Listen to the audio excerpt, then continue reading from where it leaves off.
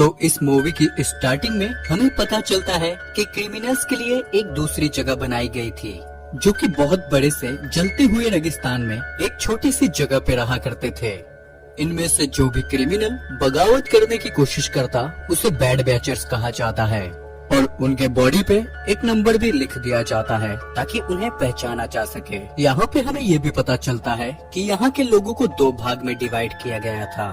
एक नॉर्मल इंसान होते हैं और दूसरा होता है कैनिबल्स का ग्रुप, जो कि इंसानों को खाया करते हैं। तभी हम यहाँ पे पुलिस वालों को देखते हैं जो कि एक नए कैदी यानी कि एक लड़की को लेके आते हैं।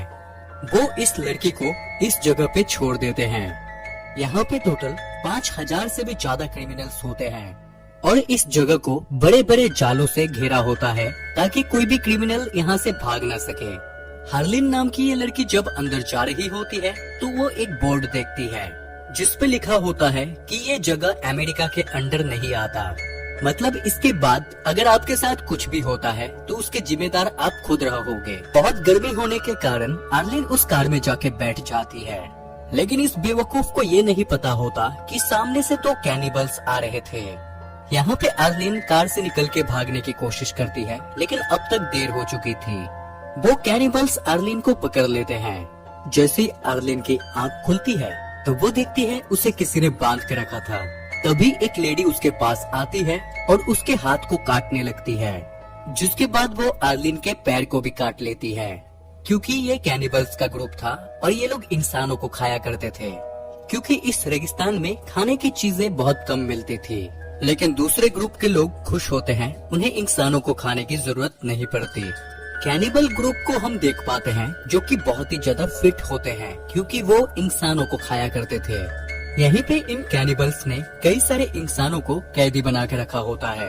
किसी का उन्होंने हाथ खा लिया था तो किसी के पैर गायब कर दिए थे और अब इन्होंने आर्लिन को भी पकड़ लिया था। आर्लिन यहाँ पे समझ चुकी थी कि उसका बचना इम्पॉसिबल है, लेकिन तभी उसे एक आइडिया आता है। वो अपनी पॉटी को अपने पूरे बॉडी में लगा लेती है। दूसरे दिन हम देखते हैं जैसे ही वो कैनिबल औरत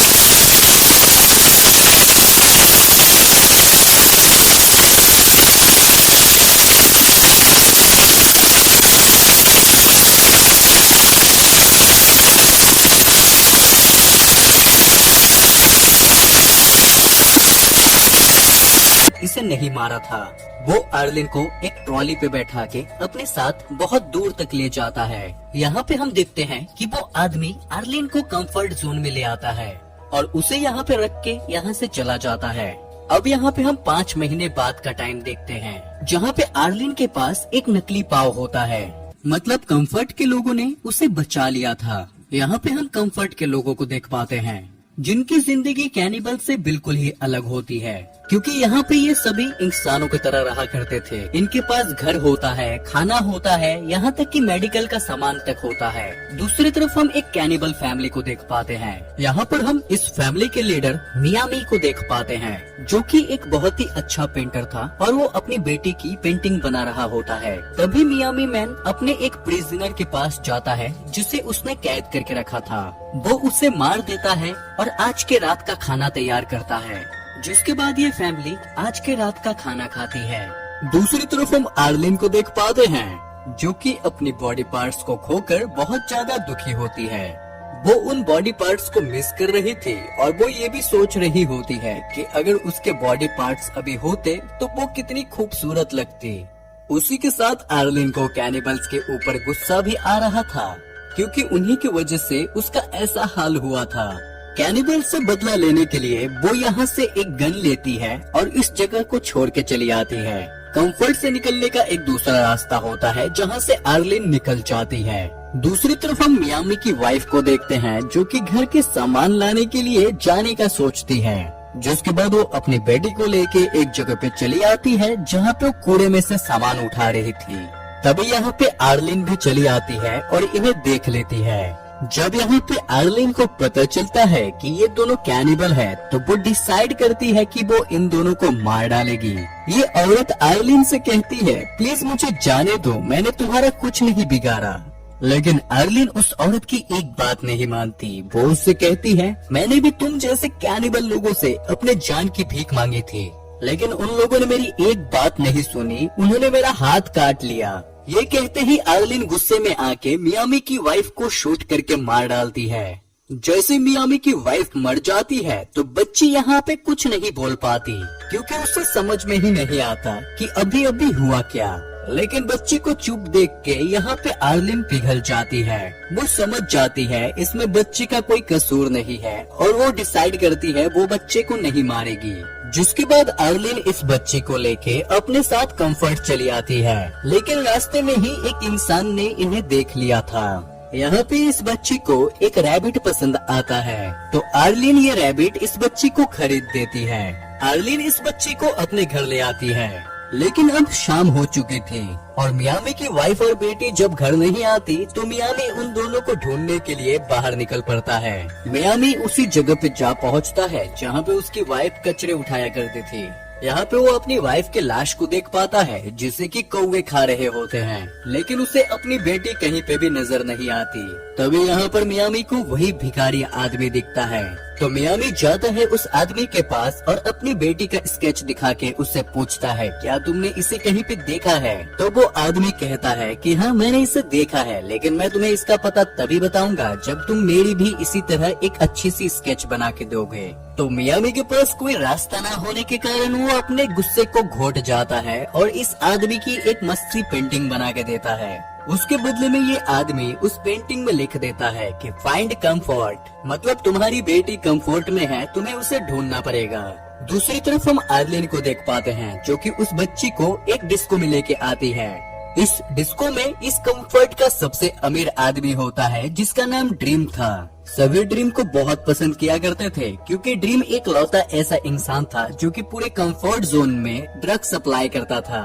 और उस ड्रग की सबसे स्पेशल बात ये थी कि उसके अंदर एक तरह का मैजिक था। जो भी उस ड्रग को कंज्यूम करता था वो अपनी दुनिया से अलग किसी और दुनिया में ही खो जाता था।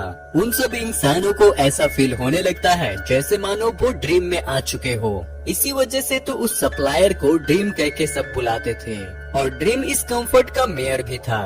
ड्रीम यहाँ पर पार्टी में सभी को ड्रग देता है तो अर्ली भी यहाँ पे ड्रग ले लेती है। दूसरी तरफ मियामी की बेटी के हाथ से वो रैबिट छूट के भागने लगता है तो ये बच्ची उसका पीछा करते हुए जाती है और इसी चक्कर में ये बच्ची खो जाती है और आर्लिन से दूर हो जाती है। ड्रीम इस बच्ची को देख लेता है और उसे अनाथ समझ के अपने साथ ले जाता है। दूसरी तरफ आर्लिन उस बच्ची को ढूंढ रही होती है, लेकिन ड्रग के असर होने के कारण आर्लिन को कुछ समझ में नहीं आता। उसे ऐसा लग रहा था जैसे वो ड्रीम में आ चुकी है और उसे अपने आसपास की हर चीज बहुत खूबसूरत लग रही थी। बच्ची को ढूंढते हुए आर्लिन कब कंफर्ट जोन से बाहर चली आती है उसे पता ही नहीं चलता। और तभी यहाँ पे हम देखते हैं कि मियामी उसके पास ही खड़ा होता है। दूसरे दिन जब आर्लिन की आंखें खुलती है तो वो देख पाती है कि मियामी उसके सामने खड़ा होता है। यहाँ पे आर्लिन देखती है कि मियामी के पास उसका वो पैर था जिसके बिना वो चल नहीं सकती। मियामी आर्लिन को अपनी बच्ची का फोटो दिखाता है और उससे पूछता है कि क्या तुमने इसे देखा है, लेकिन आर्लिन यहाँ पे एकदम कच्चा झूठ बोल देती है और कहती है नहीं तो।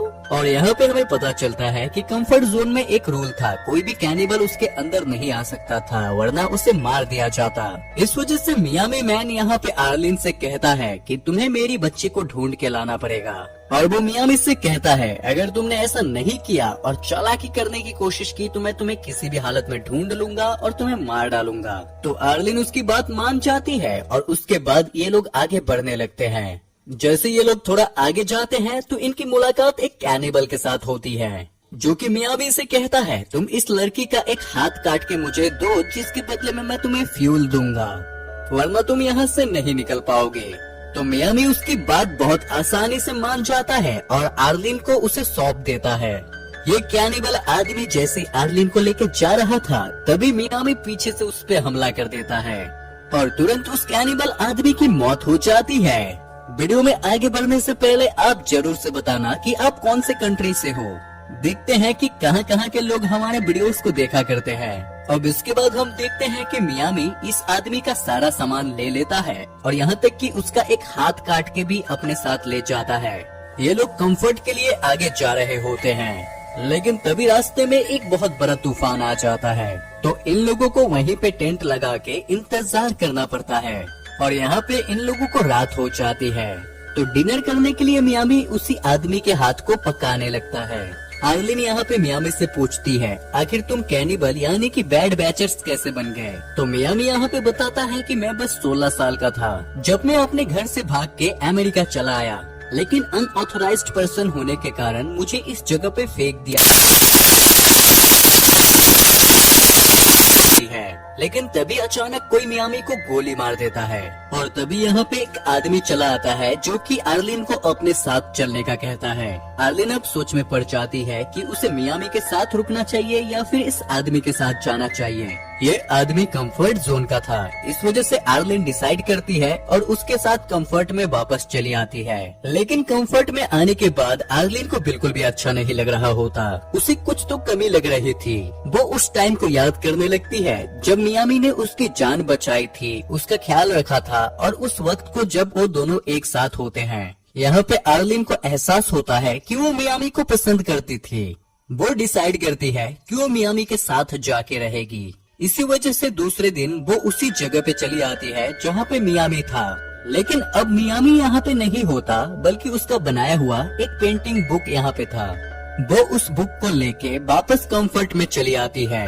तभी हम उस अकेले आदमी को देख पाते हैं जिसे कई सारे कौवे डेजर्ट में उड़ते हुए दिखाई देते हैं। तो वो समझ जाता है कुछ न कुछ गड़बड़ है और वो सीधे उस जगह पे चला आता है। यहाँ पे वो देखता है कि मियामी बेहोश पड़ा है, तो वो मियामी की मदद करता है। आदमी एक कौवे को भी पकड़ लेता है और उस कौवे का सूप बना के मियामी को खिलाता है। दूसरी तरफ आर्लिन मियामी के स्केचेस को देख रही होती है, जिसमें हालांकि कई सारे स्केचेस बने होते हैं, लेकिन उनमें से एक स्केच मियामी की बेटी का भी था।